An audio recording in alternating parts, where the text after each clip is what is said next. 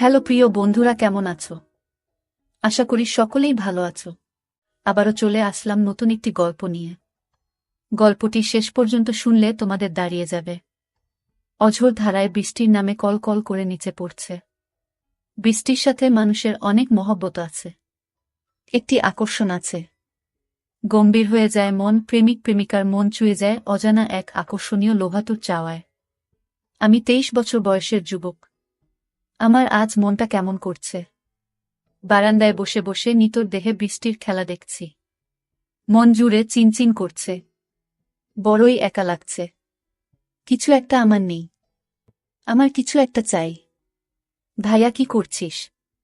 আমি হম্বিতম্বি করে চেয়ে দেখি আকাশি নীল টি শার্ট পরে আমার গা ঘেঁষে দাঁড়িয়ে আছে আমার ছোট বোন কান্তা।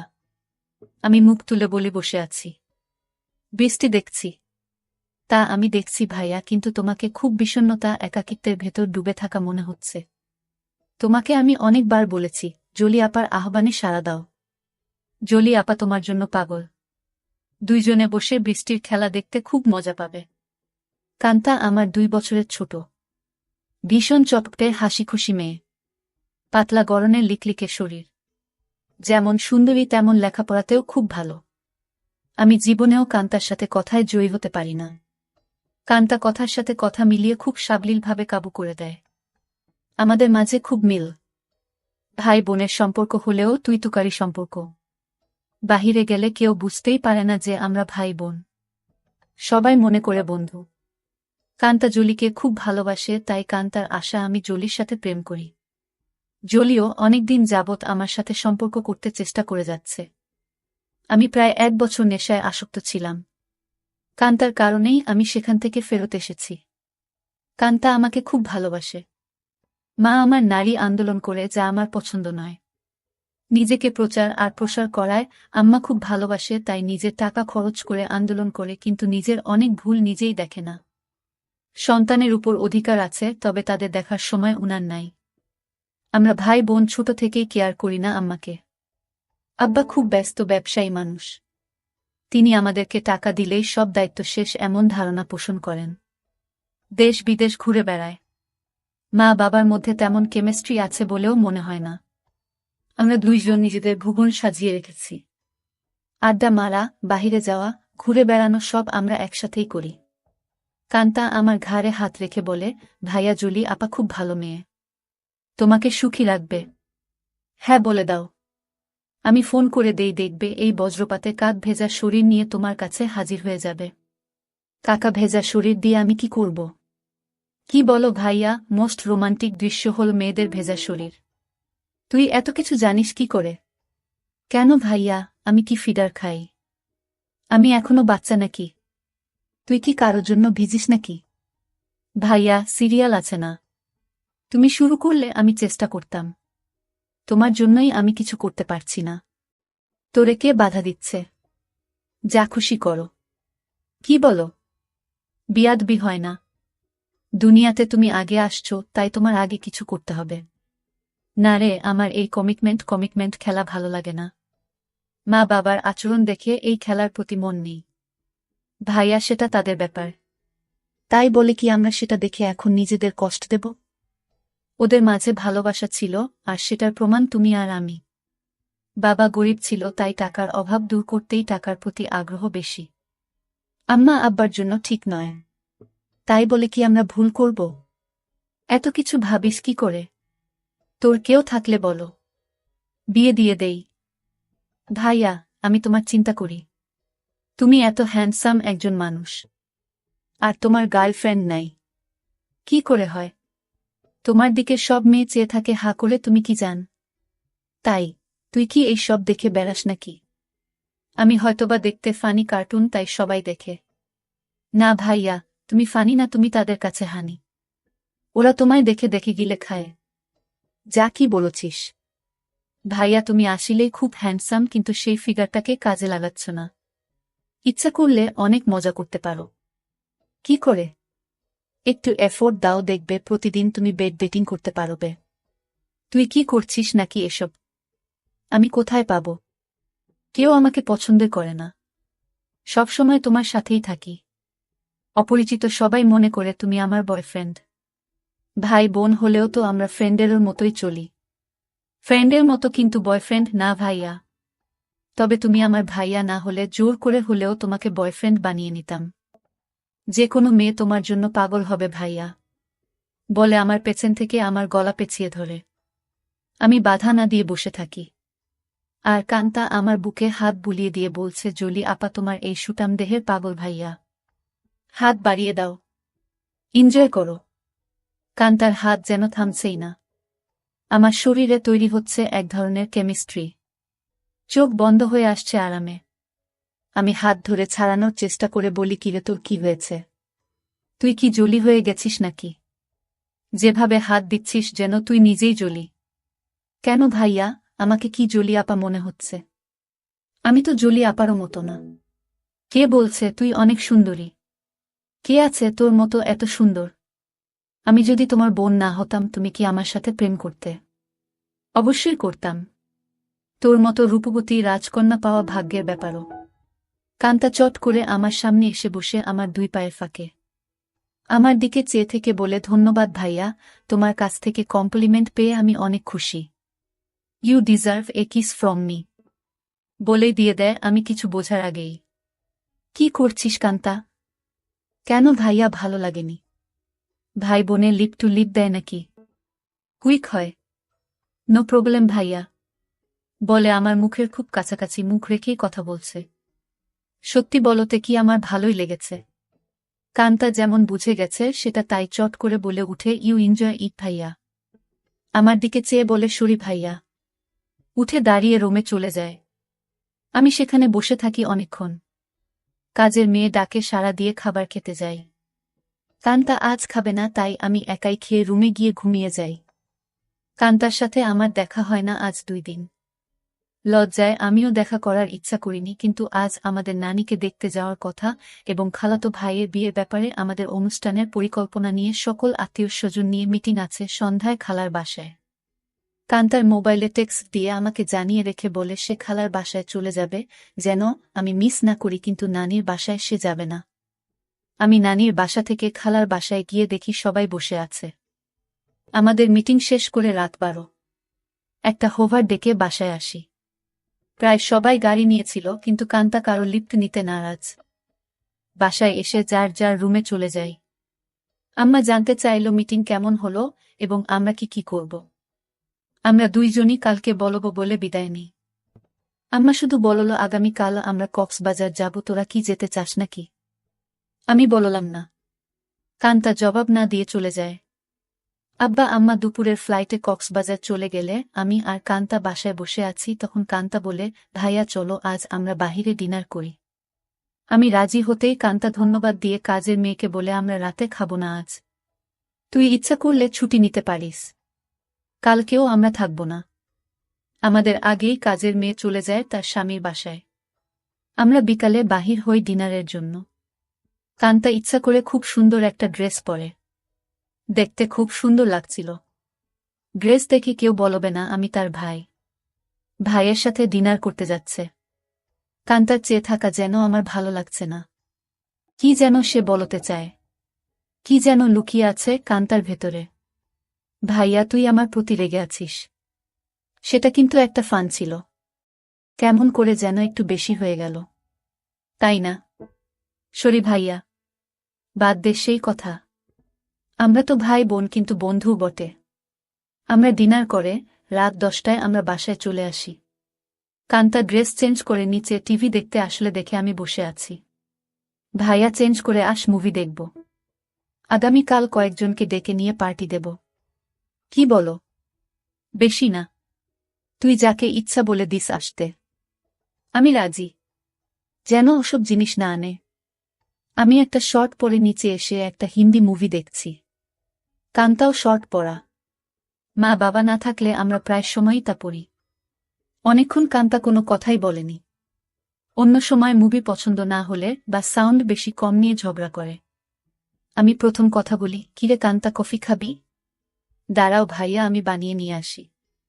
বলে কিচেনে চলে যায় এবং কেটলিতে পানির সুইচটা দিয়ে অপেক্ষা করে। আমিও গিয়ে পাশে দাঁড়াই আর বলি, তোর মন খারাপ নাকি? কিছু তো বল। না ভাইয়া, আমার সেই ভুলের জন্য খারাপ লাগছে। কি যে বলিস, কি হয়েছে? আমি কিছু মনে করি নাই। ভালোই লেগেছে। ভালোই লেগেছে কথাটা বললাম কারণ কানটা যেন সহজ হয় একটু। তোমার ভালো লেগেছে? তা আমি তখনই বুঝেছিলাম। কফি নিয়ে আমরা সোফায় পাশাপাশি বসে টিভি দেখছি। কান্তা আমার গাড়ে মাথা রেখে বলে, ভাইয়ে তুমি আম্মা আব্বাকে বলে আমাকে বিয়ে দিয়ে দাও। এত তাড়াতাড়ি বিয়ে করতে চাস কেন? আমি, না ভাইয়া, তুমিও করো। আমাদের তো আর লেখাপড়া করে চাকরি করতে হবে না। তাহলে এনজয় করি। কি বলো? দেখলে না তুমি আমার সাথেই কি মজা পাইলে। ভাবি হলে তো আরো পেতে নাকি? কেন? ভাবির কি দুইটা মুখ? আলাদা মজা লাগত। আরে না ভাইয়া, মুখ একটা, জিহবা একটা ছাড়াও মজা লাগার আরো জায়গা আছে। আর সেদিন তুমি আমাকেই ভাবি মনে করে তোমার হাত অন্য জায়গারও খুঁজেছিল। কান্তা আমার কুলে মাথা রেখে বুক চেতিয়ে শুয়ে পড়ে। বলছি, জলি আপাকে কালকে ডাক দাও আর ইচ্ছে মতো হাতাও। অনেক বড় বড় আছে জলি আপারগুলো। আমার এত বড় দরকার নাই। ছোটই ভালো। ছোট ভালো বলে আমার গুলির দিকে কুনজরে দেখছ কেন? কি বলছিস? আমি কুনজরে দেখছি তা তুই কি করে বুঝলি? ভাইয়া আমার মাথার নিচের থেকে সংকেত দিচ্ছে। আমি টের পাচ্ছি বলেই হা হা করে হেসে উঠে বসে আর বলে, ভাইয়া আমি এখন জলি আপাকে ফোন দেই। এই ধূপসি মোটা জলি আমার লাগবে না।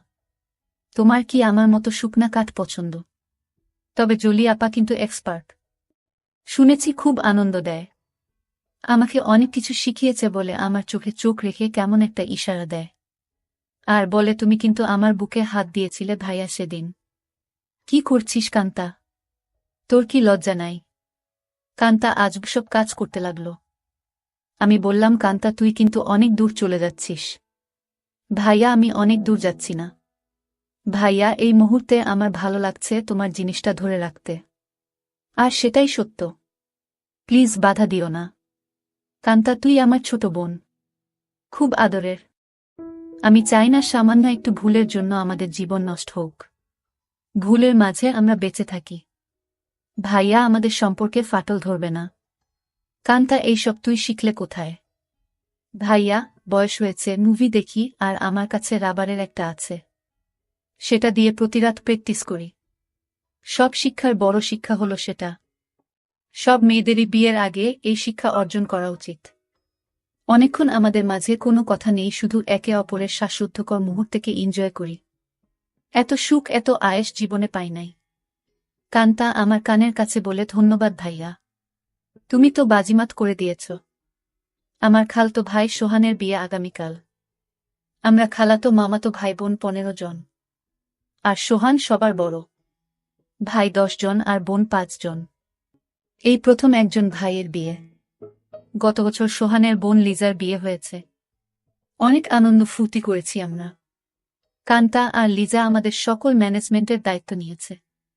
খুব ব্যস্ত। আজও সকাল সকাল চলে গেছে। সোহান ভাইয়াদের ছাদে ডিজে পার্টির আয়োজন হবে আজ রাতে। আব্বুর ক্লায়েন্ট ঢাকায় কানাডা থেকে আসছে। তাই সকাল সকাল হোটেল থেকে তাদের নিয়ে ব্রেকফাস্ট করে ফ্যাক্টরি পরিদর্শন করতে হবে। আম্মু অনেক রাগ করেছে কারণ আম্মু চায় বিয়ের বাড়িতে যেন থাকে। বিয়ের দিন সারাদিন ছুটি আছে বলে আব্বু চলে যায়। আমি 11টায় ঘুম থেকে উঠে দেখি সেজেগুজে বসে আছে, খালার বাসায় যাবে এবং সেখান থেকে মেয়ের বাড়িতে কিছু জিনিস নিয়ে যেতে হবে। আমাকে দেখেই বলে, কিরে আজ অন্তত একটু তাড়াতাড়ি উঠলে কি হয়? কাজের মেয়েকে না বলে আজ নিজেই নাস্তা দেয় আমাকে। আর ফোনে বড় খালার সাথে স্পিকারে দিয়ে কথা বলছে। ড্রাইভার আমাদের বাসার সামনে বসে আছে যেন তাড়াতাড়ি যায়। কি ব্যাপার আম্মু, আজ নিজে এত আদর করে নাস্তা দিচ্ছ ব্যস্ততার মাঝেও? ফোনে থেকেই আম্মু বলে, তুইও তো আম্মুকে আদর করে অনেক কিছু খাইছিস তাই একটু চামচামি করছি যেন আসল জিনিসটা পাই। বড় খালা বলে, কার সাথে কথা বলছিস? ছাবিনা? ছাবিনা আমার মায়ের নাম। আপি অঙ্কিত। এখন ঘুম ভাঙল। সবাই ভাবছে অঙ্কিত রাগ করেছে। ওকে সাথে করে নিয়ে আয়। ফোনটা অঙ্কিতকে দে। আপি শুনছে, কথা বলো। এই অঙ্কিত, গতকাল আসলি না কেন? সবাই ভাবছে তুই রাগ করেছিস। কারো ফোন ধরিস নাই কাল বিকালে। রাগ করিব কেন? গতকাল আম্মুর একটা বিশেষ অ্যাসাইনমেন্ট নিয়ে ব্যস্ত ছিলাম, সেটা করে দিয়েছি। তাই আম্মু আজ খুব খুশি। 2টার আগেই চলে যাব খালা। আমার নাস্তা শেষ হতেই আম্মু এসে বলে, এই অঙ্কিত, আমরা আবার কখন করব সেটা ভেবেছিস? এত ব্যস্ত হচ্ছ কেন? এই 3 দিন আমরা খুব ব্যস্ত থাকব। ওমা 3 দিন? ড্রাইভার বাহিরে বসে আছে। এখন যাও, দেখি সময় করে একটা কিছু করে দিব। কাজের মেয়েকে 3 দিন ছুটি দিয়ে আম্মু বলে, যা তোর স্বামীর সাথে এনজয় করো। 2000 টাকাও হাতে দেয়। শান্তা নামের কাজের মেয়েটা আমাদের পরিবারের খুব ভালো সম্পর্ক। আমরা সবাই নিজের মতোই ভালোবাসি। শান্তা বলে, আমি আগামীকাল বড় খালার বাসায় যাব, কথা হয়েছে। আমি খালাকে বলেছি কাজে সহায়তার জন্য। তাহলে তো খুব ভালো। আমাকে না জানিয়ে তোরা সব ঠিক করে ফেলেছিস। খালা আমাকে চিঠি দিয়ে দাওয়াত দিয়েছে। অনেক কাজ আছে না? সোহান ভাইয়া অনেক ভালো মানুষ, তাই উনার বিয়েতে সাহায্য করতেই হবে। ঠিক আছে, যা। বাহিরে ড্রাইভারকে গিয়ে বলো আমার 5 মিনিট লাগবে। তুইও দাঁড়িয়ে থাক, তোকে নামিয়ে দিব। আমাকে আম্মু বলে, অঙ্কিত একটু উপরে আয় তো তাড়াতাড়ি বলে সিঁড়ি দিয়ে চলে যায়। আমি উপরে যেতেই আমার বলে, অঙ্কিত যেতে মন চাইছে না, তোর সাথে এনজয় করতে মন চাইছে। এখন যাও, কথা দিলাম আজ সন্ধ্যায় কিছু একটা করে দিব। সত্যি দিবে তো, নাকি জোয়ান মাইয়াদের পেয়ে আমাকে ভুলে যাবি? আমার শিরায় শিরায় আগুন জ্বলছে। কথা দিলাম ডার্লিং।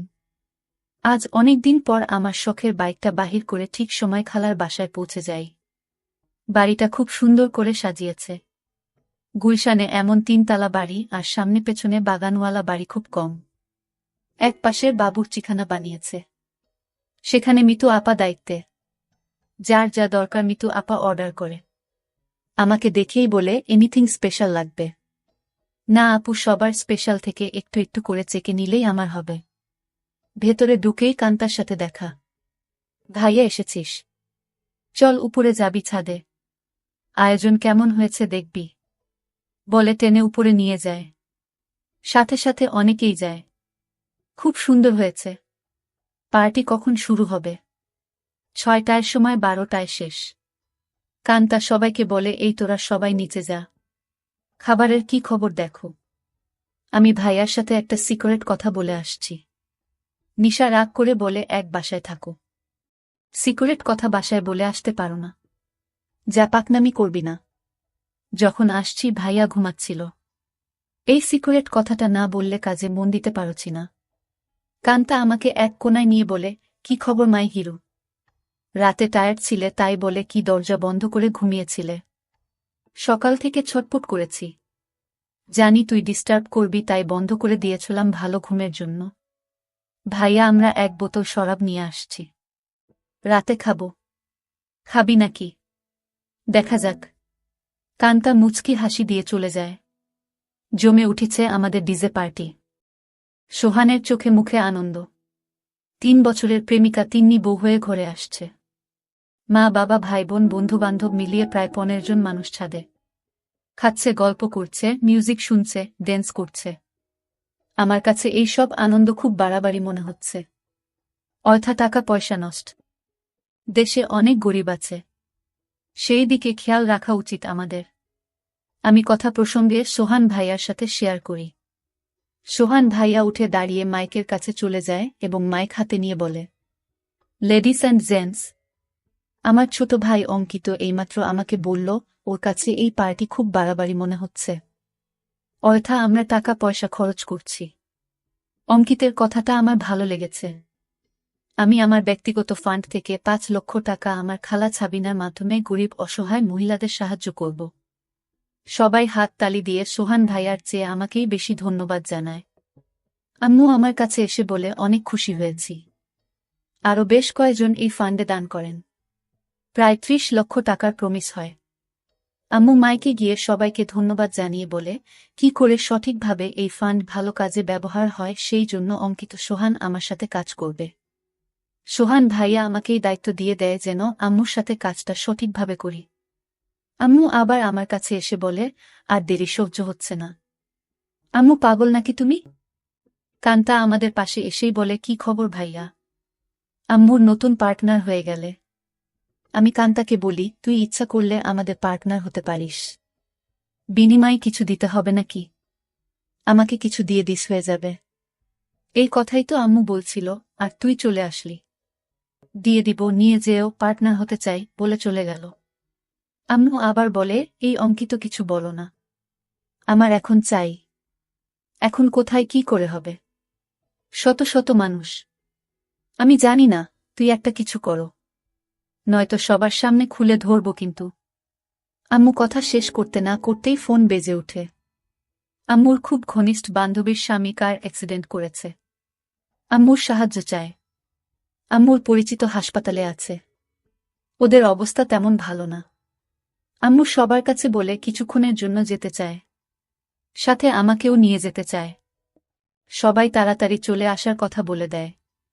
কান্তা আমার পাশে এসে বলে, ভাইয়া কি খবর? আম্মু, দেখি তোমাকে ছাড়া এখন চোখে পথ দেখে না। কি ব্যাপার? আম্মু কান্তাকে বলে, তুই যদি যেতে চাস চল আমাদের সাথে। না আম্মু, তোমাদের ডিস্টার্ব হবে আমি গেলে। আমি এখানেই আছি। সোহান ভাইয়া ড্রাইভার আমাদের নামিয়ে দেয় হাসপাতালে। আম্মু ডাক্তারের সাথে দেখা করে বলে, উনি আমার রোগী, আপনারা চিকিৎসা করুন, টাকা পয়সা আমি দেখব। আম্মুর বান্ধবী শিলাকে সান্ত্বনা দিয়ে বলে, চিন্তা করিস না, ঠিক হয়ে যাবে। তোরা কোনো টাকা দিস না, আমি পরে এসে সব ঠিক করব।